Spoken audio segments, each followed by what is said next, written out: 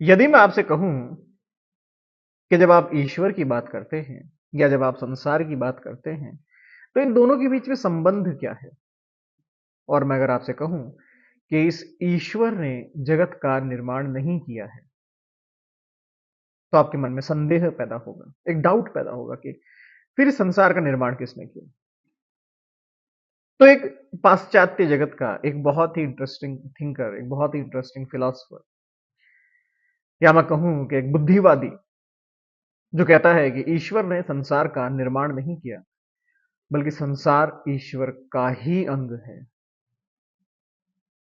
संसार ईश्वर से भिन्न नहीं है।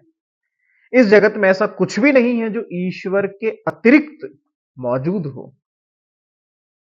सर्वेश्वरवाद, सर्व ईश्वर, ईश्वर सर्वम, सब कुछ ईश्वर है और ईश्वर ही सब कुछ है।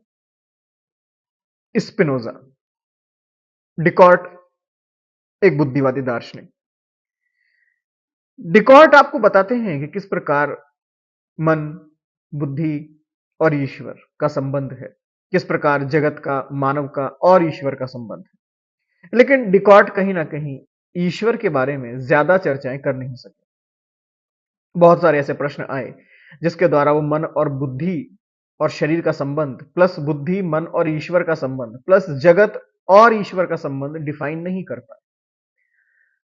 उम्मीद की गई कि जो अगला थिंकर आएगा वो थोड़ा सा ज्यादा एडवांस होगा, और वो था स्पिनोजा, बेनेडिक्ट स्पिनोजा। स्पिनोजा जब आते हैं तो स्पिनोजा का जो सिद्धांत था वो था सर्वेश्वरवाद।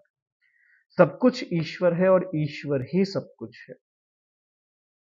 अपने आप में ईश्वर के विचार की पराकाष्ठा, अपने आप में बुद्धिवाद की पराकाष्ठा भी आप इसे कह सकते हैं, विचारों की पराकाष्ठा भी आप इसे कह सकते हैं,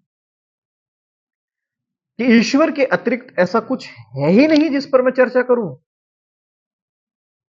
आप कहेंगे कि मैं मेरी बात कर रहा हूं, मैं इस जगत की बात कर रहा हूं, मैं स्वर्ग की बात कर रहा हूं, मैं नरक की बात कर रहा हूं, मैं इसकी बात कर रहा हूं, मैं उसकी बात कर रहा हूं। स्पिनोजा कहता है आप किसी की बात नहीं कर रहे हैं, आप केवल ईश्वर की बात कर रहे हैं। आप कहेंगे ऐसे कैसे?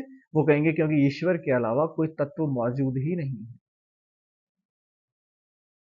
इस परिस्थिति ऐसी है